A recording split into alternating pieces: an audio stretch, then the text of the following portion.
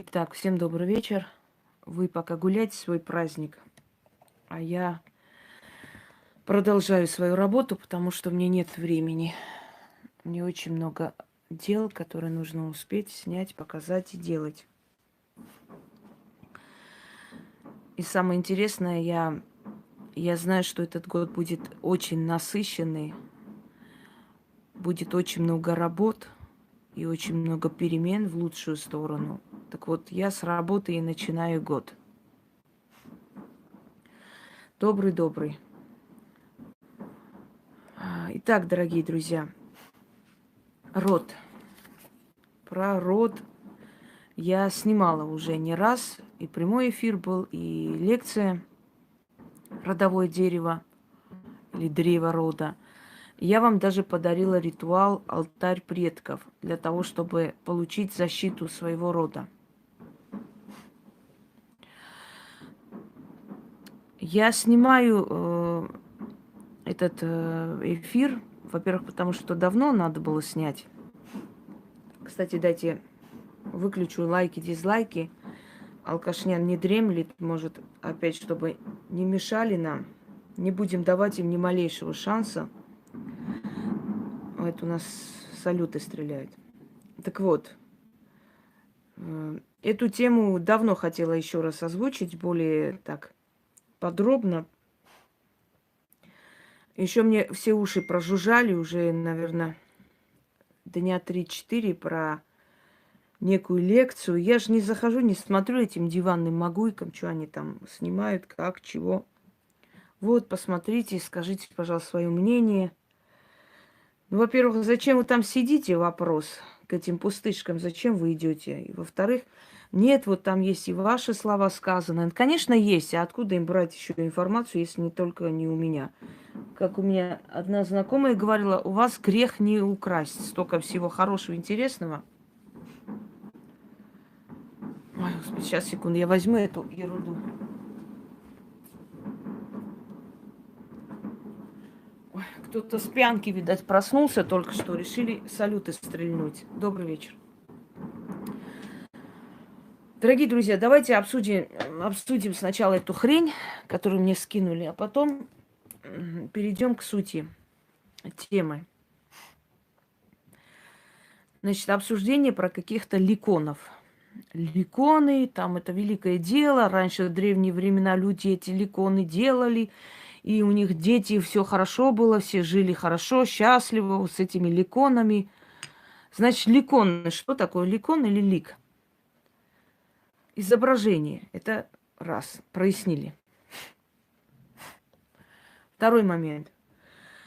В древние времена живопись вообще, изображение ликов людей, это было роскошью.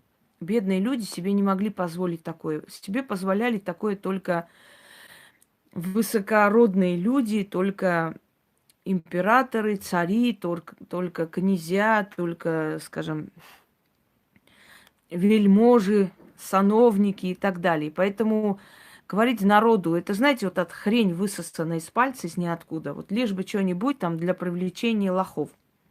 Говорить народу, что издревле ликоны какие-то изображали, предка рода, потом этот род, что-то там еще, это все хрень на постном масле. Никакие ликоны никто не изображал. Живопись, вообще художество, это было привилегией для высших сословий. А у них не было никакого, скажем так, никакой необходимости что-то изображать, чтобы у них деньги были или власть. У них это власть и деньги и так были без этого. Значит, идея состоит в том, чтобы взять какого-то своего далекого предка, очень хорошего, богатого, умного, изображать его лик, и при этом что-то там, я даже не поняла, потому что я этот бред не могу слушать, я перематываю, чтобы то есть изображать его в том росте, в котором ребенок родился, дать ему имя предка или того, кто в доме самый богатый, самый успешный, И тогда вот род будет прекрасный. Это 2 минуты бреда собачьего, потом уже начинается, конечно, оттуда вырванные какие-то понятия. Ну, с 26-й минуты это мои слова, то есть мое вот про лик святых, мол, вы к лику святых обращаетесь, а что они? Они мученики, они мучились, и они у вас забирают эту положительную энергию наоборот и дают отрицательную. Для них же жизнь и счастье – это мучение. Мои лекции взяты 26-й минуты. 46-й минуты начиная. Тьма же это не говорит, что это плохое. Тьма черная, это же не о том, что это плохо. Хотя про тьму данная особа никогда не говорила раньше. А сейчас как-то начала про тьму говорить. Вот тьма, это же неплохо, тьма это говорит о том, что не всем дано, тьма это знание, сознание и так далее. Ну, то есть, я так посмотрела, значит, тут взято из моих лекций, там что-то взято и про какие-то ликоны бред бредячий. Давайте обсудим. Для начала, никакие ликоны никто никогда не изображал по той простой причине, что, еще раз говорю, это была привилегия знати. Крестьяне, средний слой, даже ремесленник, даже хорошо живущие люди. Дорогие друзья, например, в империи, в Византийской, а потом в Османской империи, багряница, багровый цвет, армяне называют тирани. Вот этот багровый цвет, багряница, это фиолетовый цвет, это цвет власть имущих. Имели право носить фиолетовый цвет только власть имущие люди. Другим не разрешалось. Но даже если ты был очень богатый человек и мог позволить себе купить все, что угодно, фиолетовый цвет очень редко можно было достать. Добрый день. Ой, добрый вечер. Почему? Потому что фиолетовый цвет получали из каких-то морских моллюсков. Они очень дорого стоили, их излавливали, варили. Этим цветом красили, одежду. И получалось фиолетовый цвет. Это была привилегия знати. Поэтому, когда некоторые люди говорят, вот, в древние времена надо было носить фиолетовый цвет, чтобы было счастье и здоровье, мне смешно.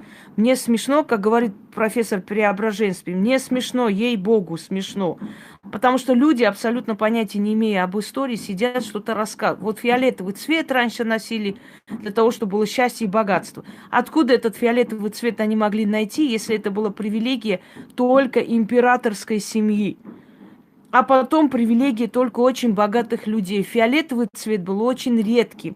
Да, фантазируют люди, которые безграмотные, 2 книг не читали в своей жизни. Они сидят, уши развесили, ой, какие-то фиолетовые цвета, какие-то ликоны, там что-то там такое еще говорят и так далее.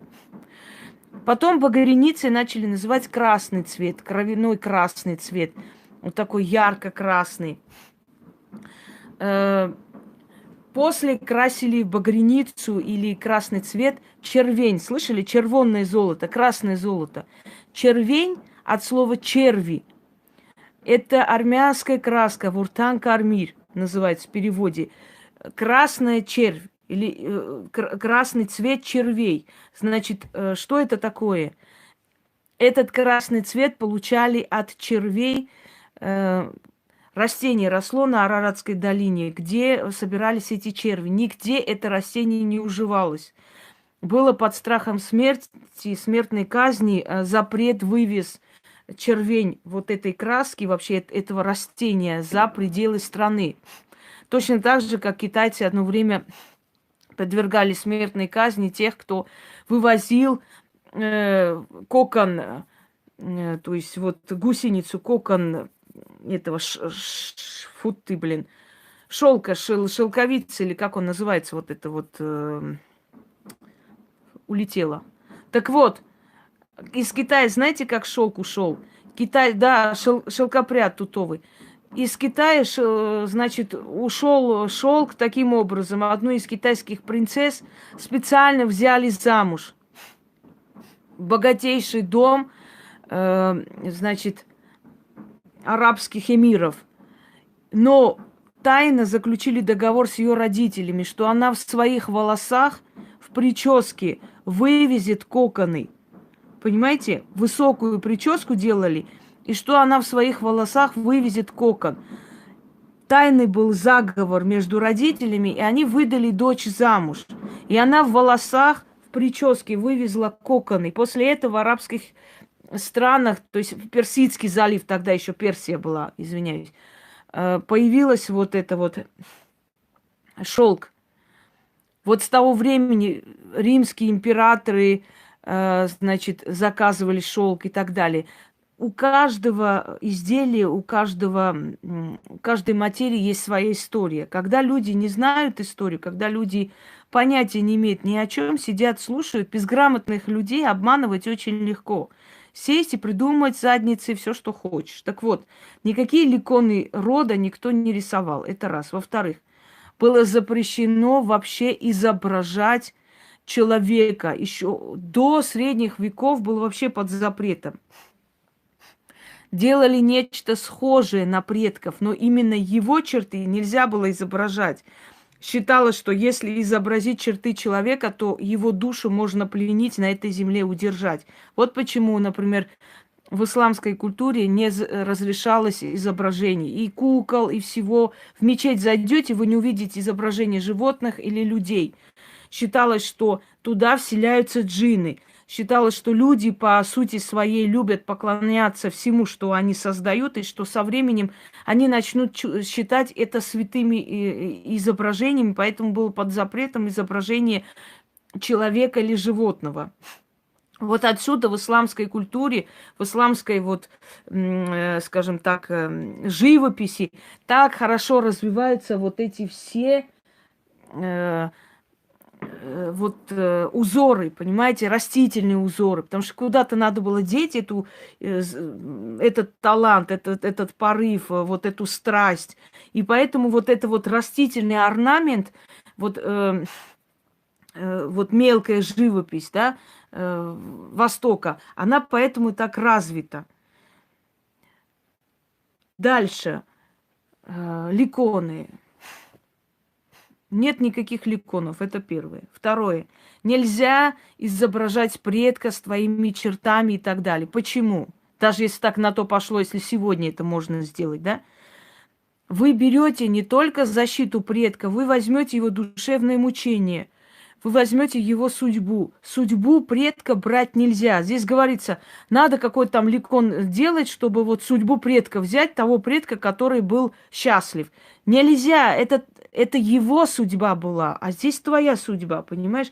Ты не вправе чью-то судьбу себе переписывать, забирать даже своего предка, потому что этот предок, если чего-то достиг, то он чем-то болел, у него были мучения или душевные страдания, муки. Ты это все на себя возьмешь в маленьких годах. Ты сможешь это дотянуть? Нет. Ты сможешь это тащить, этот груз? Нет.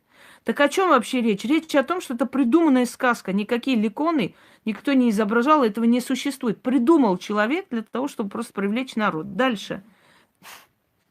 Что еще? Нужно давать ребенку имя того предка, который хорошо жил. Или того, кто хорошо живет, кто удачлив. Дорогие друзья, дать имя предка – это традиция. Это традиция в нашей, то есть в европейских культурах, это традиция Востока и прочее, прочее. Но можно ли это делать? Это не очень хорошая традиция. Начнем с того, что если в доме два человека носят имя одно и то же, один другого вытесняет.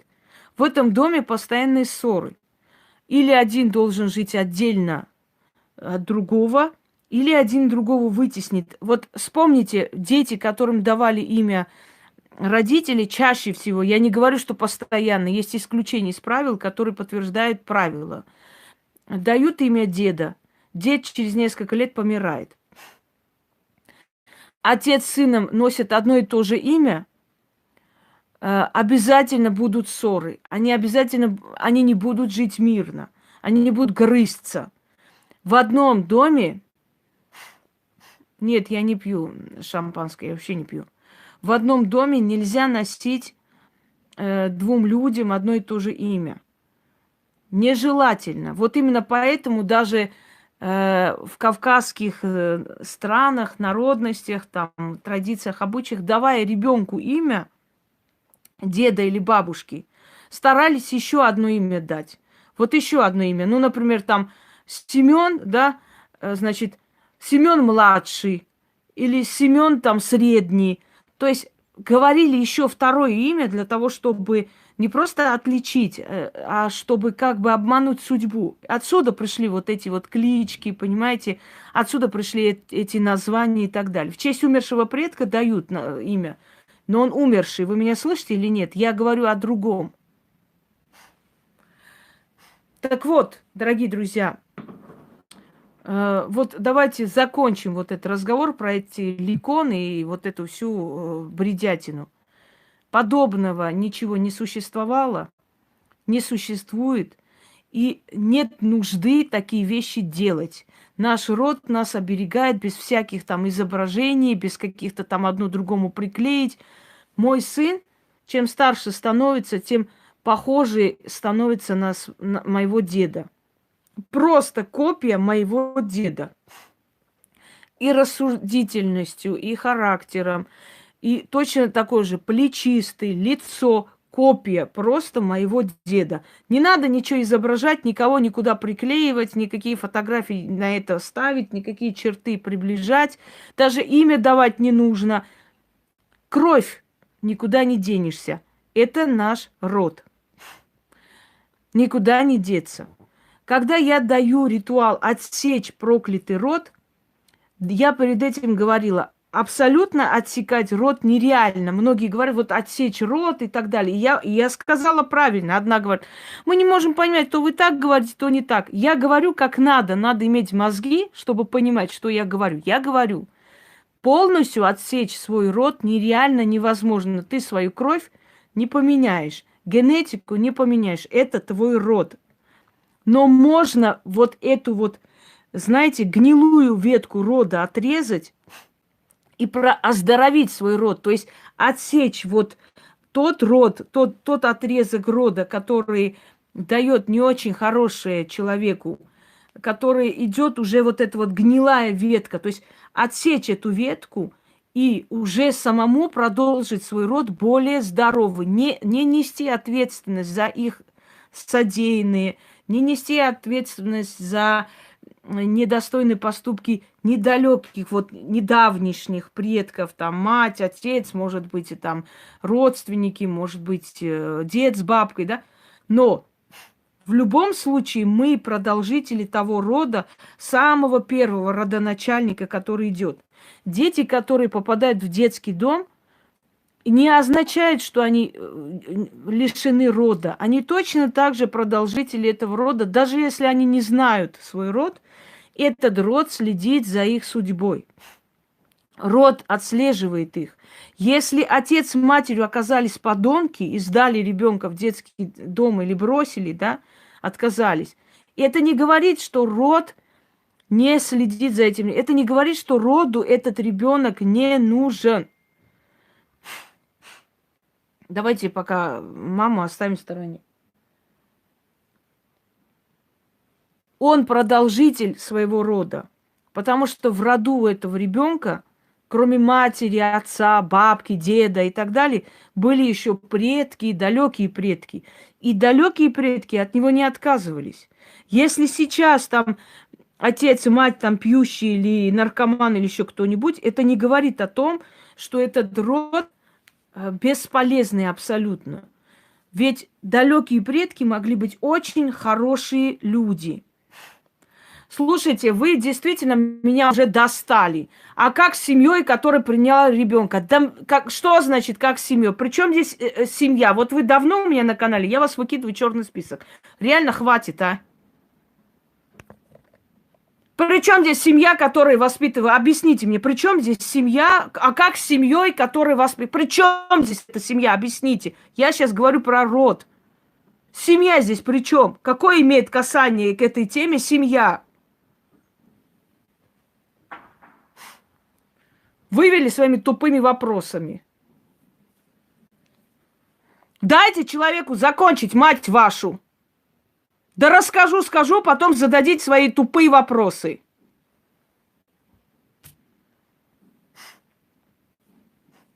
Итак,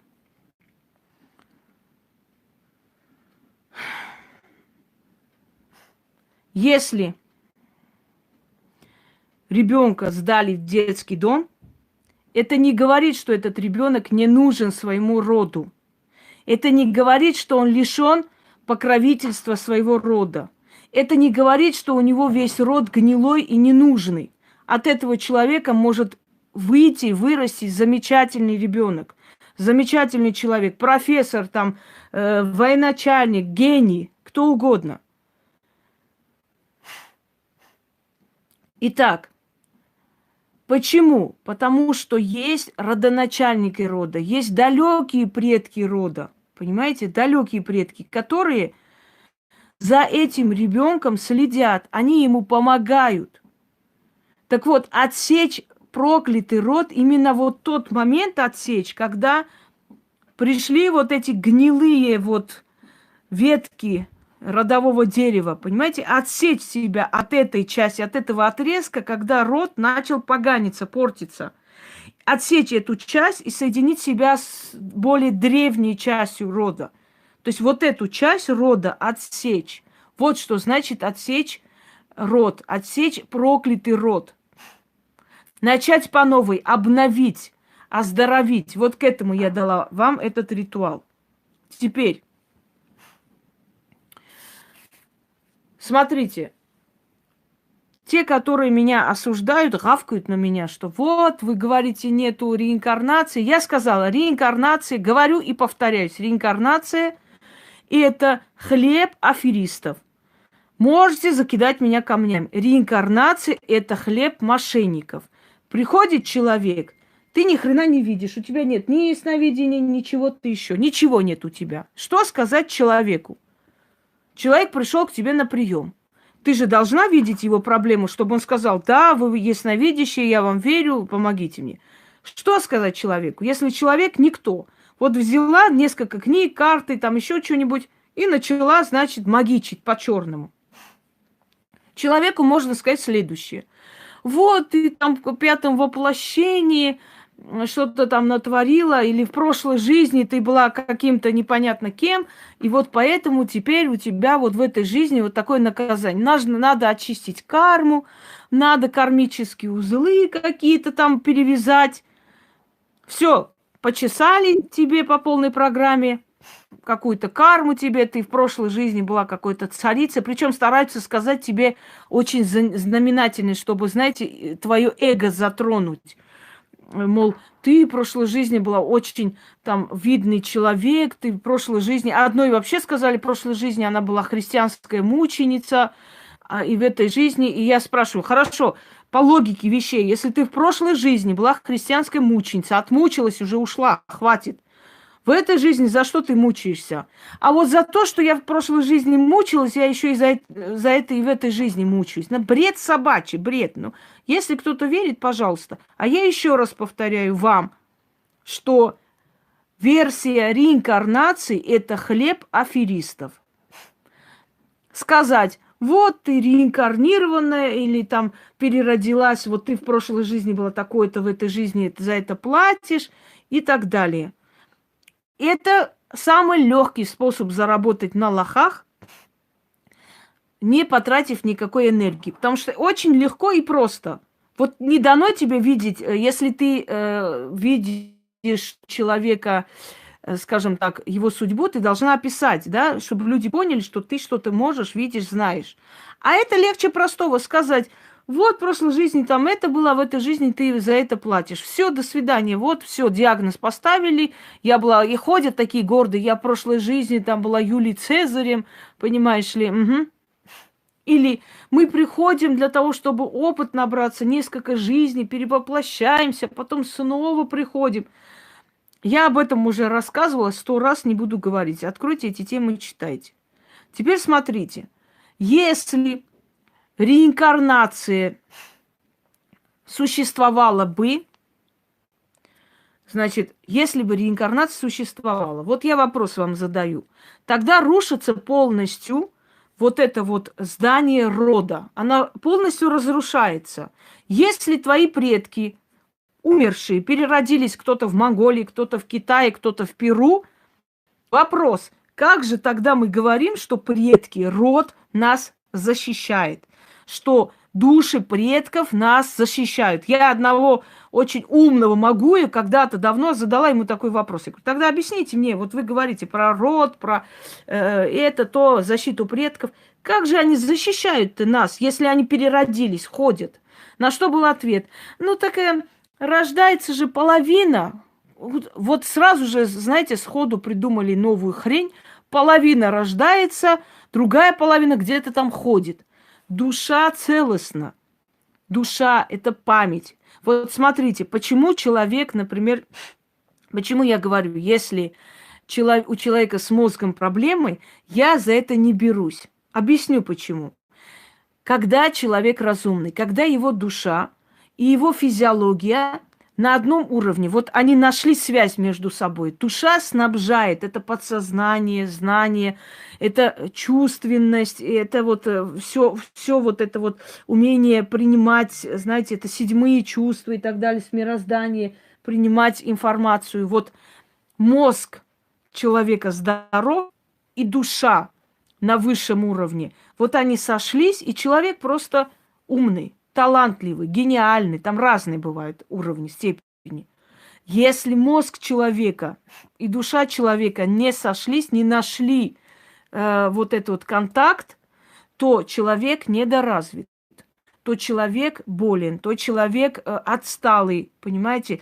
То человек с различными симптомами медицинскими рождаются.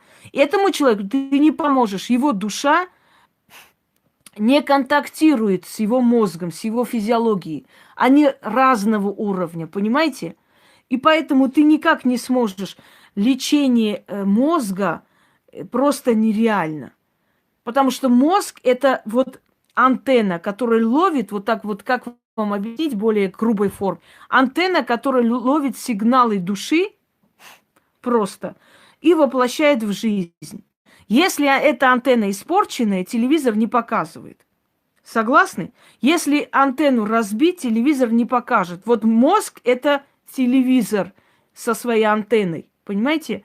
Так вот, если они не стыкуются, если он не ловит эти волны мозга, то человек не развитый.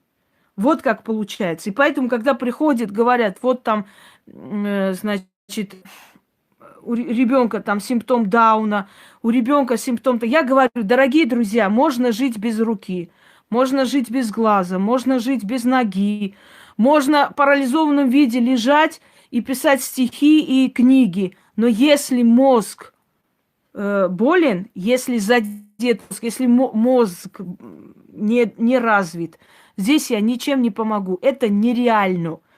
Ни медики не помогут, ни ведьмы, никто не поможет. Да, но при ДЦП можно быть очень гениальным человеком, Лен, потому что ДЦП, он все-таки задевает моторику, то есть движение человека, не может контролировать. Но ДЦП может прекрасно сочетаться и с умственными знаниями, знаете. Я знала людей с ДЦП, которые замечательно писали, там рассказы такие сочиняли. Смотря что задето, какая часть. Во Франции, да, во Франции сделали операцию девочки, которые отрезали половину мозга. Вот буквально половину мозга отрезали. Но это не помешало ей после заниматься музыкой. Она живет обычной жизнью. Врачи не могут понять. Некоторые объясняют, мол, одна часть мозга берет там функции второй части мозга. И так не бывает. Одна часть глаза может взять функцию.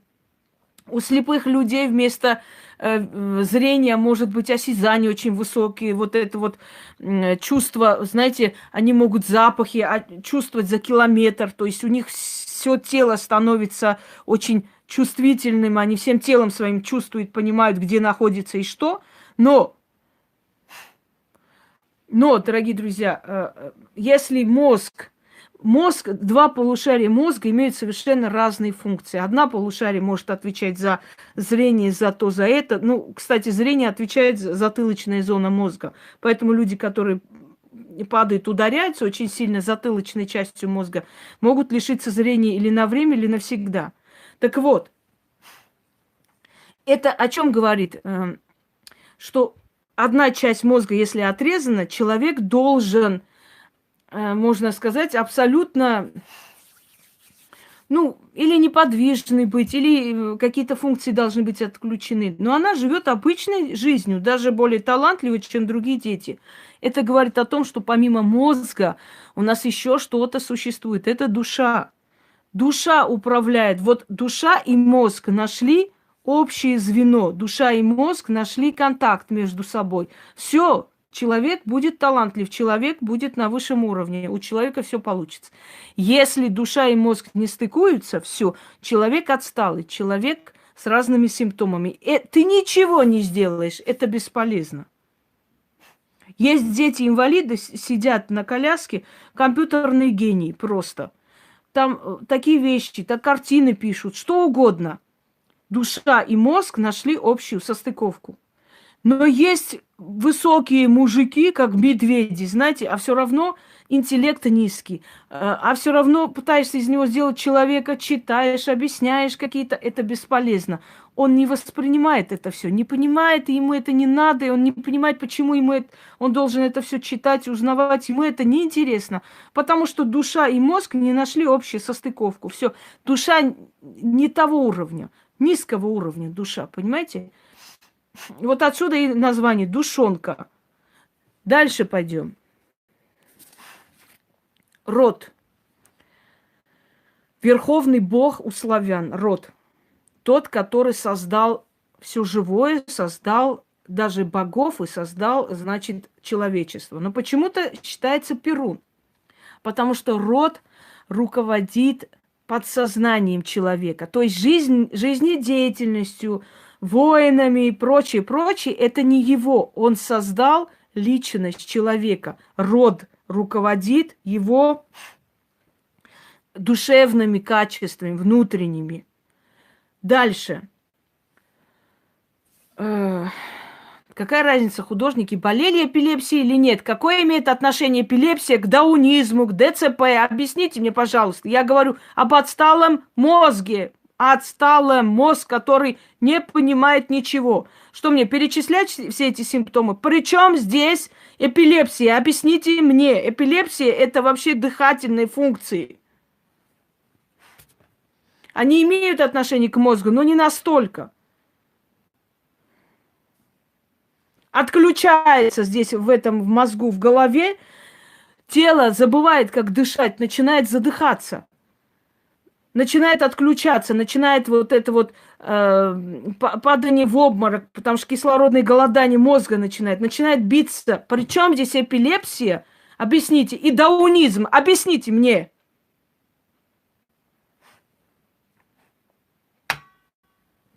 Полезли профессора.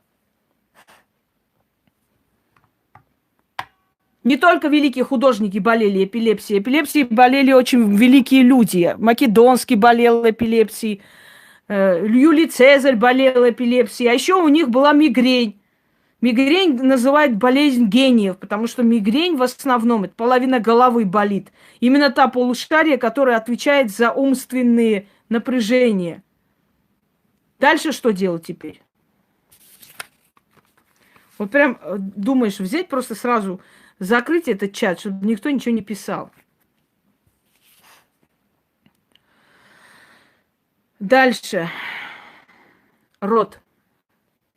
Но я хочу вам сказать, что род, создатель родов не только у славян. У кавказских народов, закавказских народов есть понятие тогм. Тухум называется, род.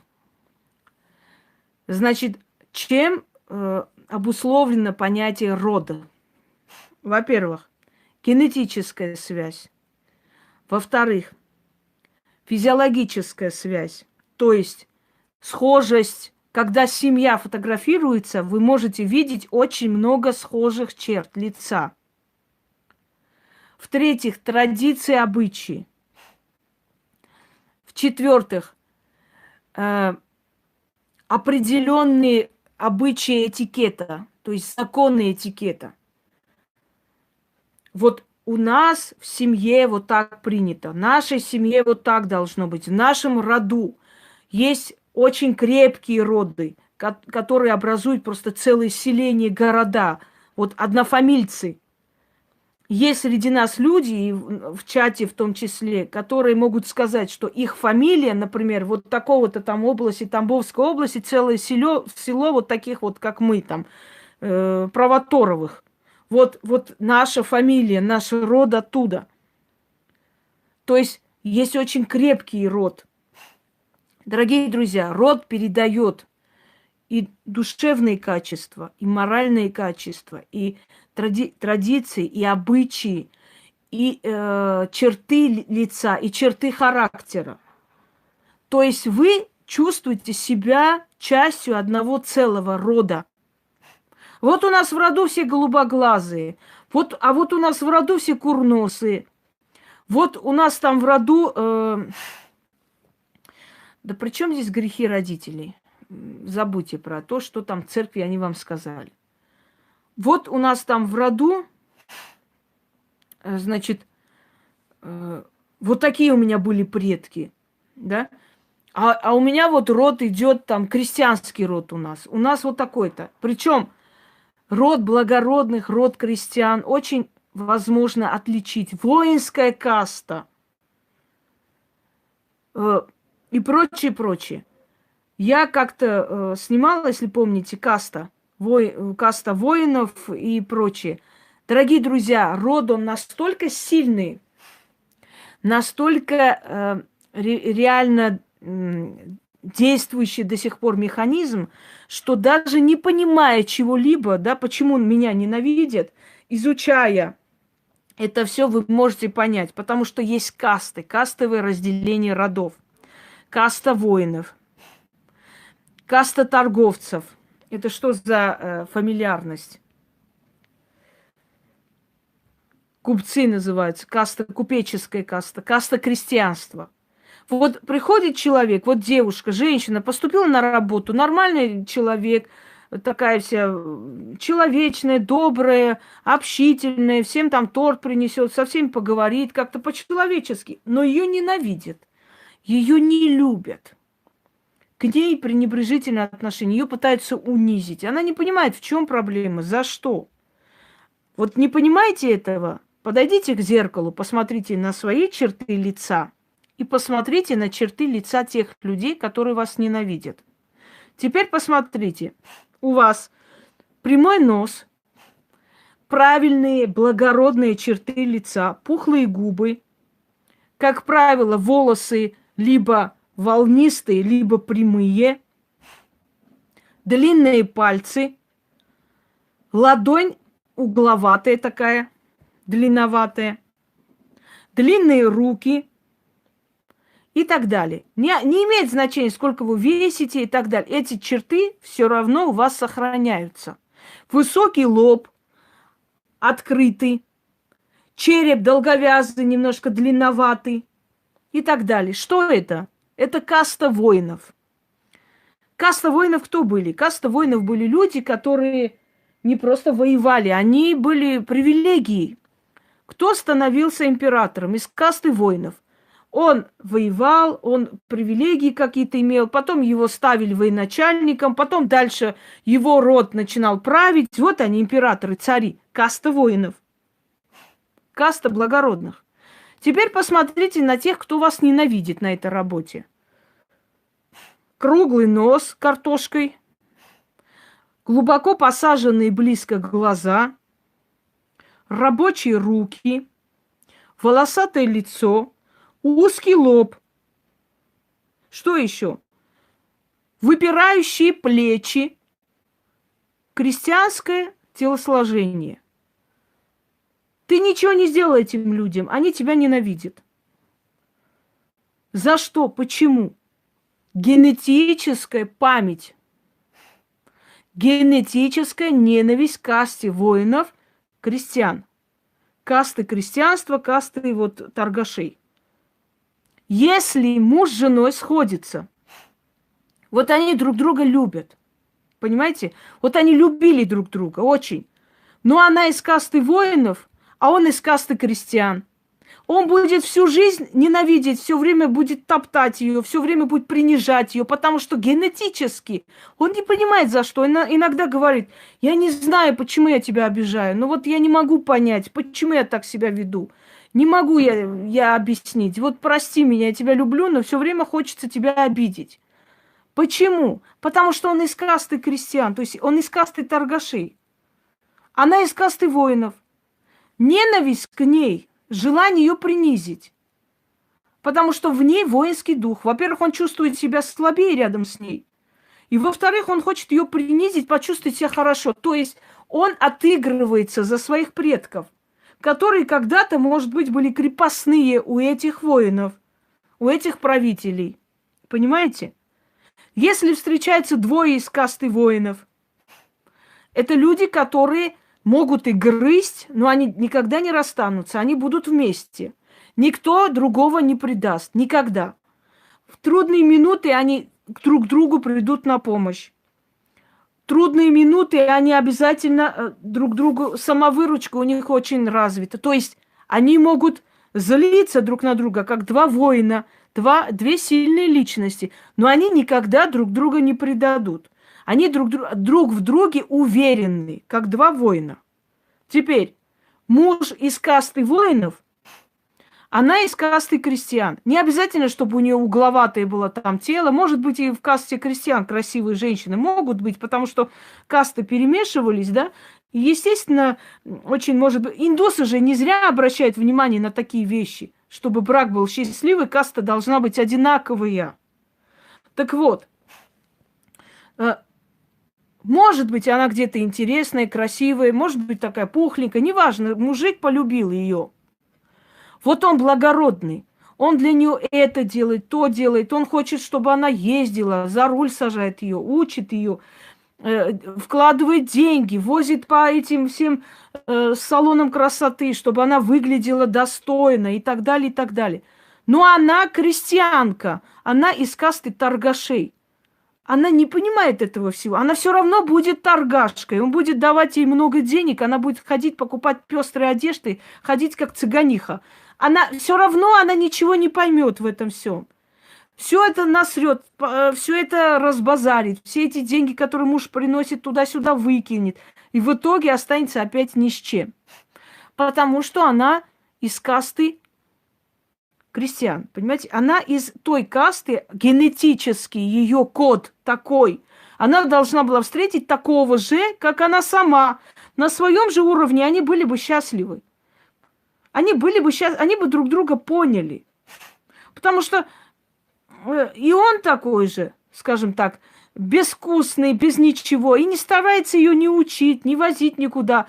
Вот там засунул, знаете, под себя ночью. Утром они радостные, счастливые, ни мозгов нету, ничего. Почему я говорю, что два умных человека должны сойтись и два дурака? Вот тогда они очень будут счастливы. Когда умный с дураком сходится, это очень страшно. Понимаете? Никак не выйти из касты крестьян, никак. Искать просто себе подобных и развиваться. Никто от этой касты никуда не денется. Это генетическая память. Есть кровь благородных, есть кровь плебейская. Как хочешь, делай. Многие, может, себя узнать, многие, может, узнать своих спутников жизни. Понимаете? Теперь я принесу эту зарядку, поставлю и с вами продолжим.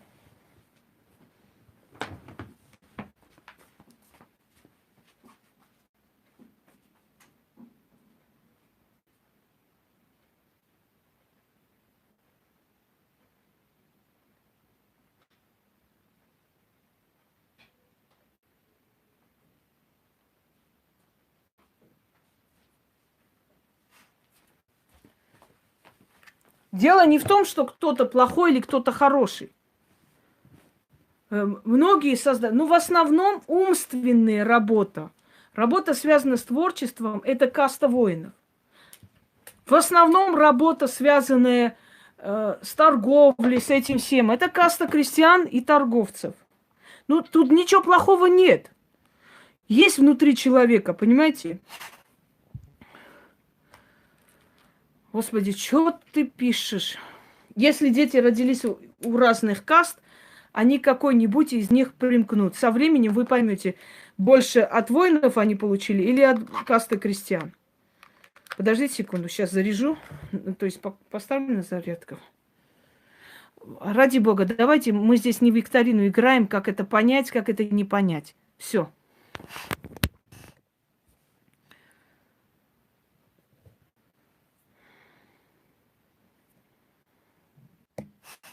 Хотите понять, из какой вы касты, изучите касты. Изучите воинов, изучите биографию воинов, изучите жизнь крестьян и торговых людей в древние времена, и сразу поймете по чертам характера и по определенным таким предпочтениям, к какой из каст вы относитесь. Сами перед собой будете честны. Дальше. Я знала человека, который проигрывал. Жена все продала ради него, отдала долги. Они уехали в какое-то другое место. Потом она отдала ему крупную сумму денег для покупки машины. Он поехал, его обманули. Она ничего не сказала. Очень много чего еще такого. И она все понимала, прощала, объясняла, что ну ладно, ну что теперь делать? Ну даже если мы поссоримся сейчас из-за денег, эти деньги-то не вернутся. Ну так получилось, ну в следующий раз будешь умнее и так далее. Знаете, что он сказал? Да ты вообще, с тобой жить это ад. Ты настолько ненормальная баба, любая нормальная баба после того, как я там деньги на машину проворонил, сейчас сковородкой бы дала мне по башке. Ты даже это не способна сделать. Какой же ты даже нормально не можешь разозлиться, дать мне по морде. А может, мне это надо, в конце концов. Он сказал, развернулся и ушел. Потому что он из касты крестьян, понимаете? Для него благородные поступки жены усматриваются как ненормальность. Она ненормальная, она больная, у нее же с головой не все в порядке. Вот ты была бы нормальная баба, ты бы сейчас вот меня бы устроило такое, я бы ночевал на улице просто этой ночью. Понимаешь, какая же ты женщина? Ты вообще, с тобой жить вообще, какой нормальный мужик будет? Так вот, кастовое различие. Понимаете, как бы они ни любили друг друга, но... Нет, он правильно сказал. Он сказал правильно для себя, на свое усмотрение. Он не понимает это благородство. Он считает это ненормальностью, он считает это нездоровым вообще мышлением. То есть, если бы эта женщина стала бы бить его по лицу, может быть, может, это ему было бы приятно, понимаете? Не просто слабостью, он считает это ненормальностью. Он считает это ненормальностью. И ему нужна женщина, соответствующая ему самому. То есть он считает, что если бы она не молчала, он бы не совершал эти ошибки. Он совершает их, потому что знает, что будет прощен, что ничего ему за это не будет. Разное мышление, разная жизнь. И для него понятие чести и благородства не существует. Он это не понимает. Все, закончили на этом. Пойдемте дальше. Я вам просто объяснила, что такое род. Пращуры. Кто такие пращуры? Родоначальники. Родоначальники, которые всегда с нами. Это не от начала Адама и Евы. Это родоначальники, которые поставили основу вот этому роду. Вот генетически, может, ты продолжатель там какого-то рода. Но вот здесь, начиная, вот здесь родоначальники, вот эти вот, понимаете, вот он родоначальник, там мужчина и женщина, создали род. Родоначальники рода, они всегда слышат. Неважно, знаем мы их или не знаем, это пращур. Обращение к пращуру я вам как-нибудь дам. Не знаю, когда, может и сегодня, если у меня будет время. Обращение к пращуру, к родоначальнику своего рода. Если ваш отец или ваша мать были к вам несправедливы, если ваша бабушка, прабабушка были не те люди, это не говорит о том, что ваш род там непригоден. Это не говорит о том, что род от вас отказывается и так далее. Нет, это говорит о том, что вот эта ветка рода гнилая. То есть вот к этой ветке мы не обращаемся. Неважно, от вас отказались родители или нет, родоначальник вашего рода, он никогда от вас не откажется, потому что вы продолжатель. Теперь объясняю, почему род нас оберегает, в чем его выгода. Казалось бы, да, вот ушли люди, все, они ушли в вечный покой, могут спокойно там уже существовать в своих мирах. Зачем мы им нужны? Объясняю вам, дорогие друзья. Мы взаимосвязаны между собой. Они создали род, и они несут за этот род ответственность. Чем больше будет, чем здоровее будет род, чем больше будет в этом роду достойных людей, чем больше будет в этом роду сильных личностей, чем больше этот род будет отдавать миру определенную положительную энергию, вот своей жизнью, жизнедеятельностью, тем больше, как бы скажем, грубо говоря, бонусов для этого рода, то есть для духов этого рода. Духи этого рода будут усиливаться, потому что они получают постоянное благословение через своих детей. Их вспоминают дети, их детей вспоминает мир, благодарит мир. Вот говорят, вот такая-то семья достойная там и так далее. Вот такой-то там Петр Иванович был великий человек или есть. Спасибо ему большое. Вот дай Бог его предкам, чтобы они, как обычно говорят, да, вечная память его предкам. В восточных странах часто так говорят. Вот вечная память твоему отцу, вот за то, что он такого сына вырос, или твоим дед, пускай будет вечная память, или свет их душам. Вот такие вот выражения. Это все, как вам сказать, это все определенная энергия, которая идет к душам вашего рода. То есть они дают вам защиту, они дали вам хорошую генетику, они дали вам вот это все, а вы взамен благодарность отдаете им энергию, которая нужна для подпитки их души. Чем сильнее пращур рода, тем крепче род.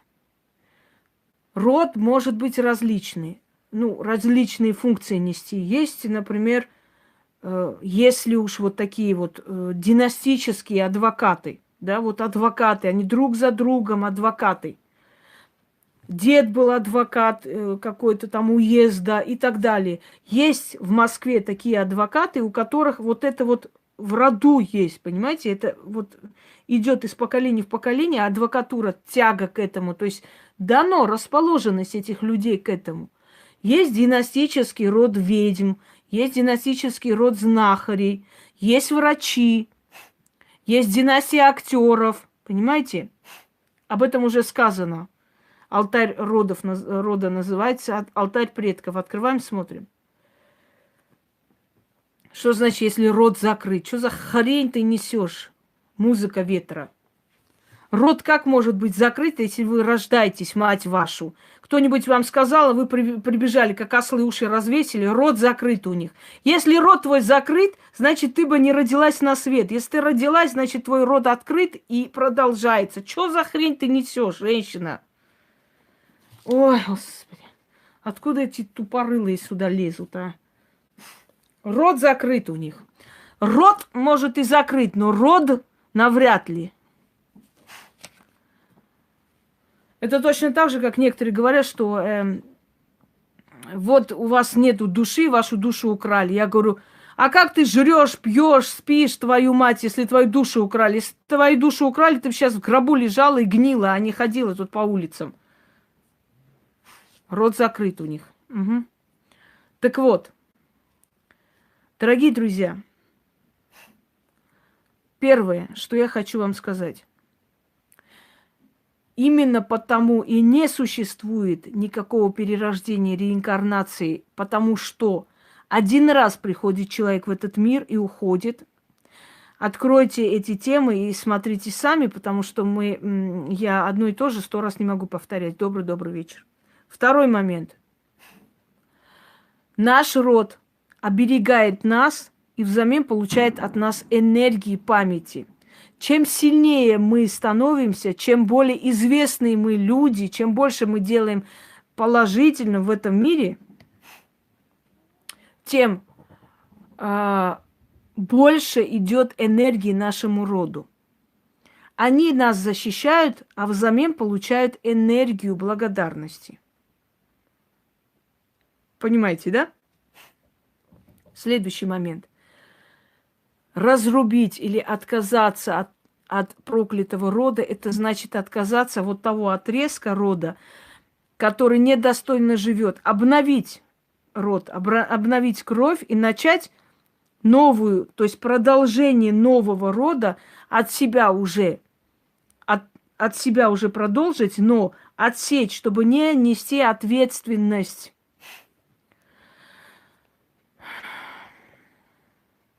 Чтобы не нести ответственность за проступки рода. Так, можно вот эту Елену Ломанко я выкину отсюда? Пойдемте дальше. Возможно ли, чтобы ребенок, который не знает своих родственников, возможно ли, чтобы он был без рода, безродный? Вот это выражение безродный. Нет, невозможно, потому что мы продолжители генетики рода, мы продолжители их заслуг и не только, и преступлений в том числе. И где бы ни был этот ребенок, в детском доме, или его подобрали, или его подкинули, никто не знает, кто родители, в любом случае его род за ним следит. Он принадлежит своему роду. Дальше.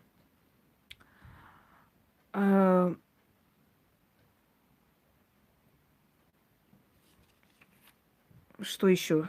Уже забыла. Еще какой-то момент хотела затронуть. Ой, улетела из памяти. Да, обычаи. Смотрите, родовая память, она настолько сильна, что в восточных странах, когда род заканчивается, то есть род за что-то наказан, и он должен закончиться. Вот это и есть еще один момент отсечения гнилого рода.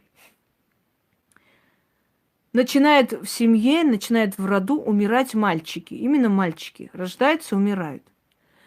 Для чего? Для того, чтобы этот род продолжения не имел.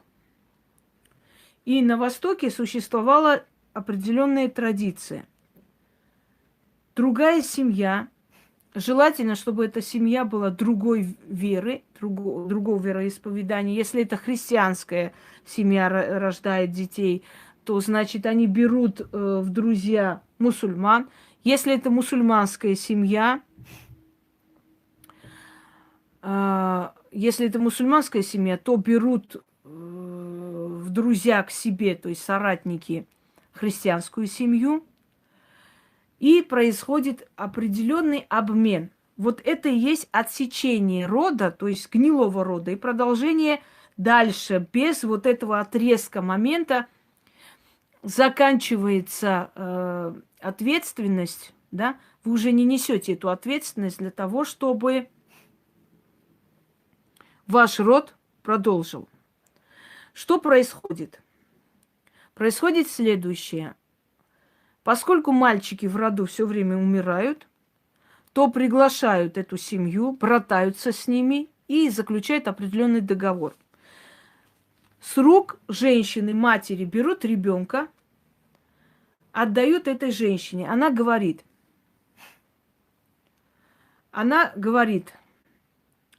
я признаю тебя своим сыном. И она должна назвать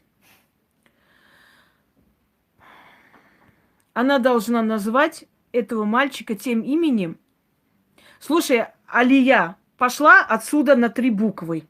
Если тебе не слышно, не надо тут писать каждые 5 минут. Перезагрузи свой долбанный телефон. Надоело. За всех я должна думать, у кого телефон тормозит, у кого не слышно. Берет ребенка в руки и нарекает его тем именем, которым хочет. Как правило, дает имя мусульманское. Ну, например, я знаю людей, у которых в паспорте написано, например, Армен, а его называют там Магомед. И есть такие люди, которые, да, которые не могли понять, ну, то есть мы не понимали, а почему дали такое имя, да, Магомед, Мага, или еще как-нибудь. Так вот, оказалось, что когда в их семье постоянно начали умирать мальчики, мудрые люди поняли, род заканчивается. Наказание рода за что-то. Не хотят продолжения.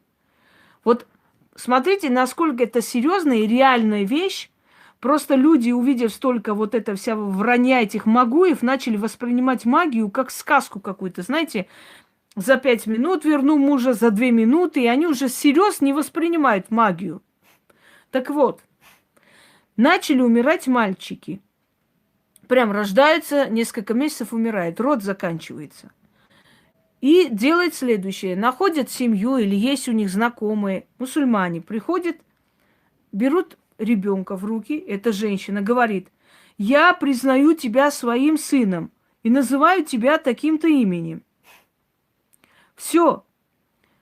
Фактически, конечно, это их ребенок, остается в доме родителей, растет, но традиционно перед лицом мироздания этот род закончился. Все. Нету там этого мальчика. Некоторые говорят, таким образом обманывать силу смерти. Нет, дорогие друзья, сила смерти так не обманывается. Но, ну так называют. Да, по сути, получается, что смерть обманули. Вот пришла смерть за этим мальчиком, а там нету никакого Армена. Там Магомед. И Магомед, который сын там какой-то там женщины, там Зульфии, например, да? Но никак не Гаяне. Все. Род вот этих людей он закончил. Начинается другой род, который для нас фактически вроде бы продолжение вот этой семьи, фамилии этой и так далее. Значит, вроде бы продолжение этой семьи, фактически, но на духовном уровне, на уровне ментальном, то есть вот это вот тонком мире, вот род этих людей уже не существует. Все, начинается новый род, совершенно новый. Понимаете меня? Вот такое вот делали отсечение таким образом. Только тогда, когда видели, что... Значит, когда видели, что уже нет другого выхода, что действительно реально мироздание заканчивает, ставит точку в этом роду и не будет дальше продолжения, они делали таким образом. То есть они отказывались добровольно от этого рода, отдавали ребенка в другую семью, и на уровне потустороннем, на уровне мира духов, мироздания этот род закончился. Начался совершенно другой. По сути, вы можете сказать, ну какая разница, ребенок-то остался жив, у него будут свои дети. Да, есть свои дети, уже взрослые, скоро, наверное, внуки будут. Он-то жив, здоров, да. Но вот он как раз и есть тот самый безродный. То есть он пращур, он начинающий нового рода. Понимаете?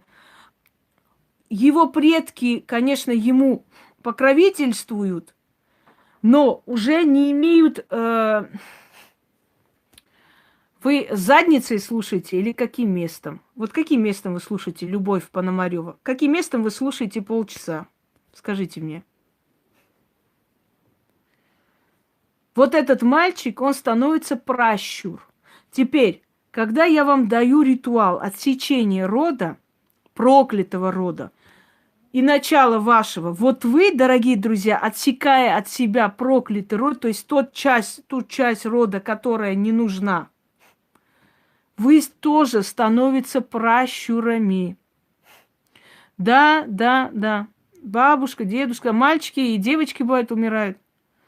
Не вижу, что вы ушами слышали. Мне кажется, вы задницей слышали. Поэтому я вас отправляю куда подальше, чтобы вы мне не мешали вести прямой эфир. Вот каждый из вас, кто отсек свой проклятый род, просто так не надо брать отсекать. Вы подумайте 1000 раз.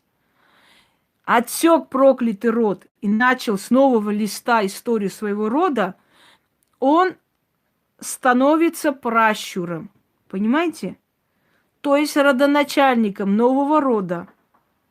И вы, отсекая тот старый род, знаете, что на вас большая ответственность. Вы становитесь родоначальником. У вас будет жизненной энергии очень много, но вы должны эту жизненную энергию в том числе очень многие отдавать. Уже род так вас поддерживать не будет. Она будет отдавать только защиту, но подсознательно вот это все давать, как бы вам подсказку в жизни, как дальше продвинуться, оно уже не будет давать. Дальше. Отсечение от рода. Мне плевать, какая ведунья вам что сказала. Пошли вон отсюда. Ни в одной традиции мира, как в христианстве, нету отсечения от здорового рода. Христианство тоже отсекает вас от рода, но вы не пращурами становитесь, вы становитесь безродные. Она отсекает ваш род, она отсекает корни ваши, вашего дерева родового. Каким образом? У вас забирать, вот как я традицию объяснила, что берут ребенка, дают имя другое, отдают якобы другой семье для того, чтобы отсечь тот род и продолжить совершенно новый род, чтобы ребенок остался в живых. Это делается для доброго дела, потому что ребенок умирал, и другие дети помирали, и нового выхода нет, как сохранить род. А вот в христианстве это делается для того, чтобы отсечь вас от рода и привязать к христианскому эгрегору, то есть к силе нищебродства. Что такое основа религии? Живи плохо, слушайся, не бунтуй, не проси, не требуй, никого не проклинай, тебя там пинают, ты подставляй вторую щеку, то есть эгрегор нищебродства и несчастных и угнетенных, великомучеников. Так вот, твоего ребенка у тебя забирают и отдают крестной матери. Гамарджиева. Значит, отдают крестной матери, да? Кто такая крестная мать? Якобы это та женщина, которая будет нести ответственность, если с тобой что случится, крестная мать несет там ответственность как мать. Какая крестная мать несла ответственность? Я таких крестных матерей еще в жизни не встречала. Но забирая точно такую же делает традицию, вот как здесь. Ну, вот и хорошо. К этому мы идем. Так этот год начало только, следующий год вообще религия будет упадок, полный упадок религии.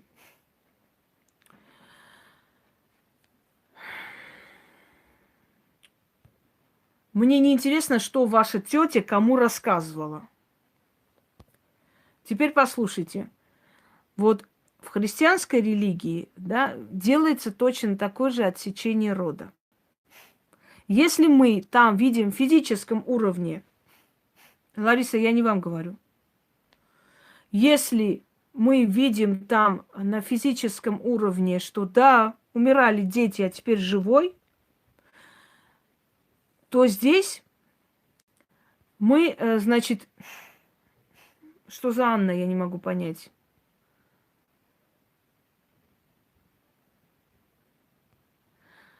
Анна, давай отсюда.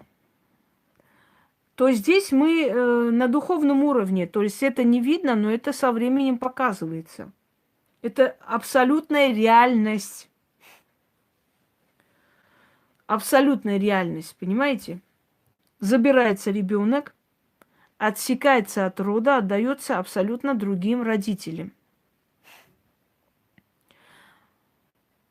И нарекается как бы представителем вот этого рода, этих людей.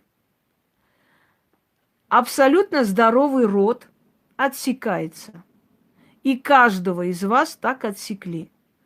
Потом вы удивляетесь, почему в семье нет теплых отношений, почему наши дети к нам не... Почему у нас нет морально-духовной связи между собой. Я выкинула ее нахер. Почему у нас нет морально-духовной связи с нашими предками? Потому что нас с вами, ну, меня не отсекали. Нет. Потому что именно в православии, в других традициях нет крестных, я хочу вам сказать. Есть просто представитель, который как бы свидетельствует о том, что крещение было совершено. Вот у армян, у грузин называют его крестным, но они им не отдаются, то есть они не нарекаются, как вот в традиции православия, они просто как свидетельствуют о том, что крещение имело место быть, что оно произошло. Их не допускают до такой степени для отсечения рода. Может, именно поэтому у кавказских народностей все-таки вот эта вот связь с предками, да, вот эта связь с семьей не срывается. Потому что в православной традиции абсолютно отсекается род и отдается чужим людям ребенок. На ментальном, на вот этом вот подсознательном уровне, на уровне духовном, мироздания и так далее, вот отсекается. У восточных народностей немножко по-другому. Видимо, они чувствовали, что это опасно, и не стали вот таким образом проводить крещение, понимаете? Вот там нету. Вот смотрите, действительно, восточный менталитет все же, привязанность к роду, к семье, к родине. И посмотрите европейский менталитет и сравните, например, русичей до христианского времени, которые были готовы за свой народ, за свою землю погибать.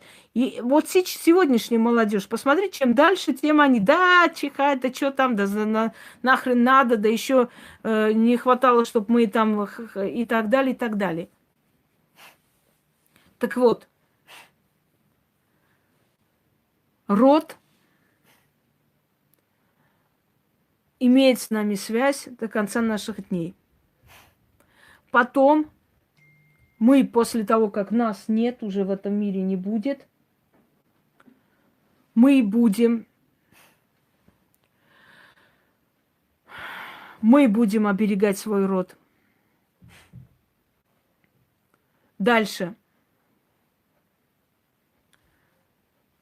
Вот у католиков тоже есть крестная мать, поэтому Европа тоже уже погрязла столько в грязи и абсолютно безнравственности, потому что нет связи с предками, не стыдно ни за предков, ни за кого. Далее, пращуры. Это наши предки. Это наши родоначальники, которые следят за нашим родом. Дальше. Отсечение проклятого рода. Какая разница, дядя, тетя или соседи? Достали уже. Что за сборище сегодня вообще? От стада отбились, что ли? Я не пойму. Откуда столько побежали? Следующий момент. Отсечение проклятого рода – это значит отсечь тот отрезок рода, который мешает, чтобы не отвечать за их проступки. И когда вы отсекаете проклятый род, вы сами становитесь пращуром, то есть родоначальником нового рода. Вы отсекли ненужный род, начинается новый род, от вас идет. Если от вас родители отказались, если ваши родители были хреновые, недостойные, если ваши дед с бабкой были хрен знает какие, это не говорит о том, что вашему роду вы не нужны. Это не говорит о том, что ваш род плохой. Потому что в вашем роду могли быть и очень хорошие люди. Род – это генетическая память, подсознательная память, это сходство менталитетов, это сходство даже понятий, это сходство вкуса, это сходство внешнее и прочее, прочее.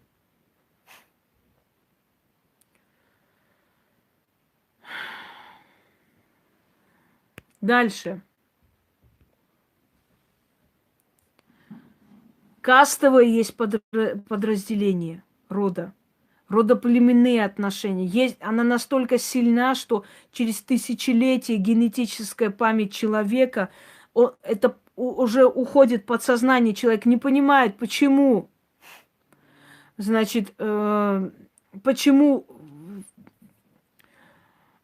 он ненавидит или почему любит, почему он что-то предпочитает, почему он такой. Мы иногда говорим, я не понимаю, почему я такой. Вот надо бы где-то быть и хищником, надо где-то быть и, знаешь, как бы переть просто за свои интересы. А вот я не могу, почему-то у меня вот так вот, потому что не вложили, потому что в роду этого не было, и ты этим не станешь.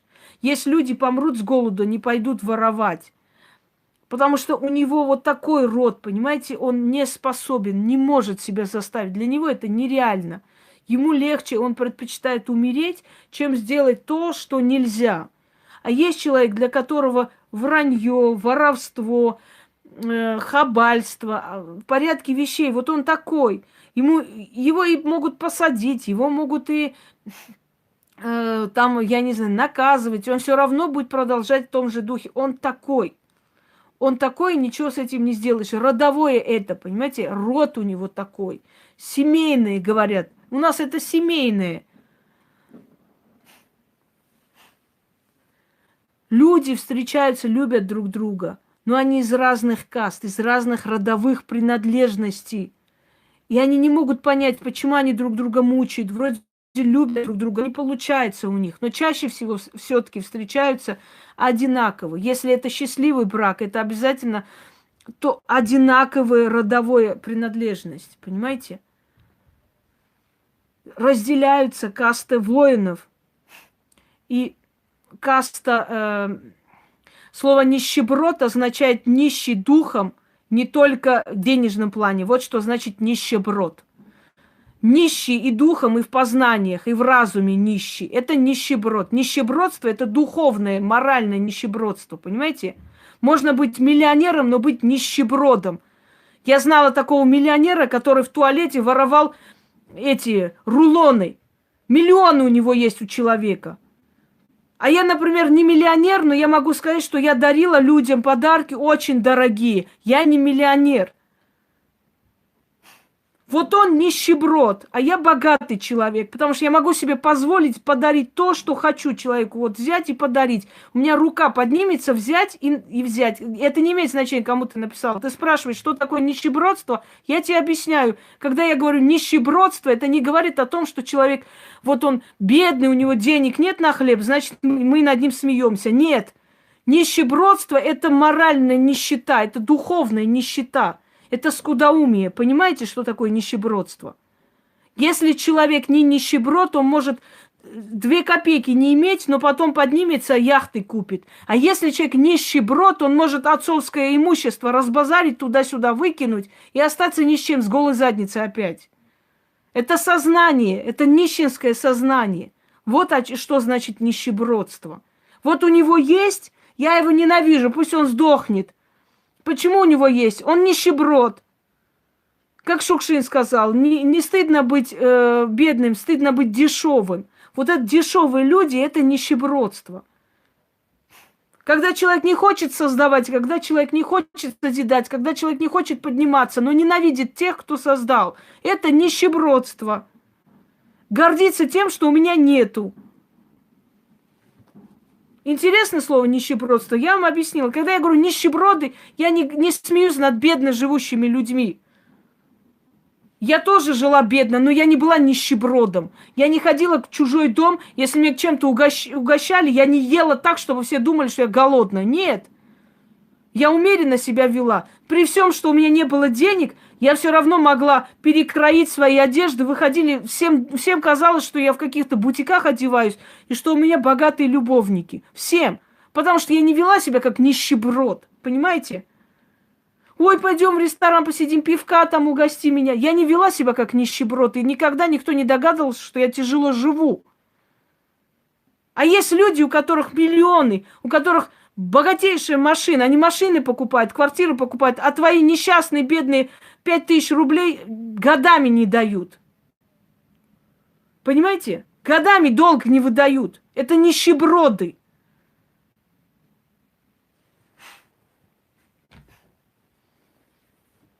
Нищебродство тоже идет генетически, между прочим.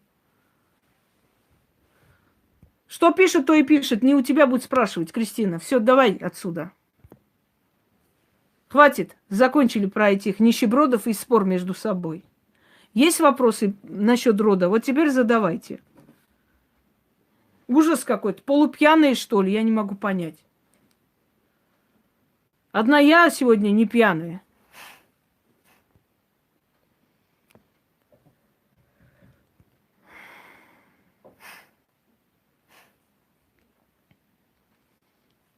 Давайте. Ну вот, есть еще трезвенники. Вопросы есть, как говорил товарищ Сухов? Кого я сегодня назову любимой женой?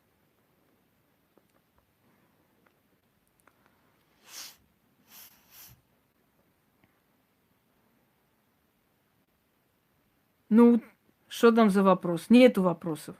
Вопросы есть, вопросов нет. Никак не нарушает аборт ваш род. Никак. Если этому ребенку не дано было рождаться, значит, все обстоятельства сложились так, чтобы ты не родила. Не всегда мы решаем.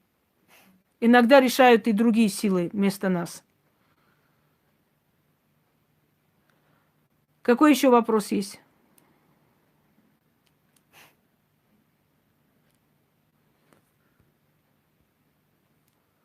Женщина продлевает род своего мужа, но генетически продолжает свой.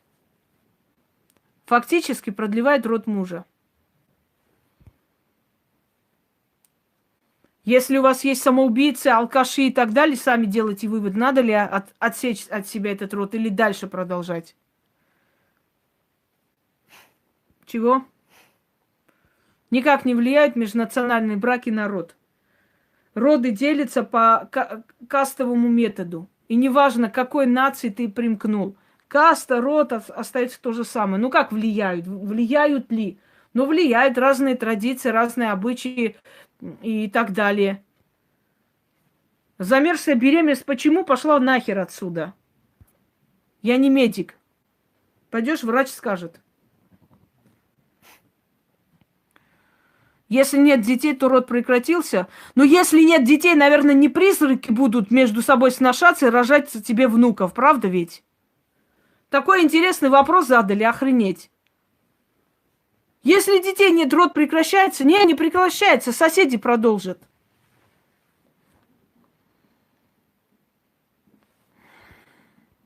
Вот все дебильные вопросы сейчас буду блокировать.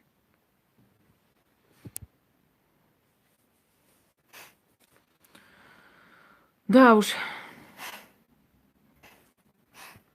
Чего?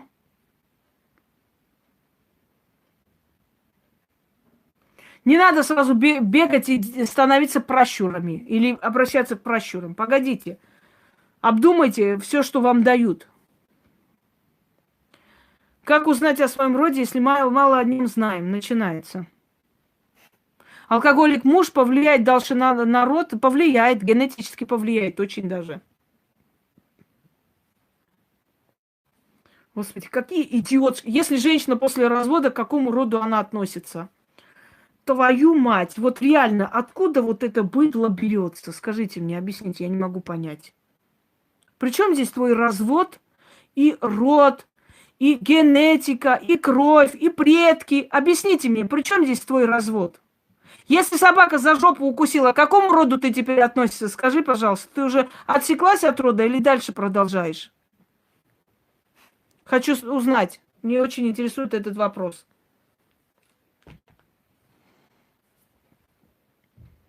Если ваш отец турок, значит вы турок. Вы продолжаете род отца. К какому роду я отношусь, если я развелась? Нормально, не?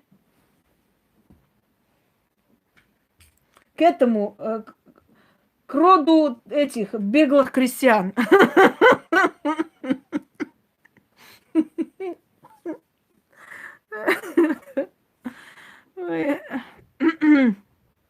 Все, народ, давайте заканчивать, а то я уже, мне правда, мне уже нервы поднимаются. потихоньку.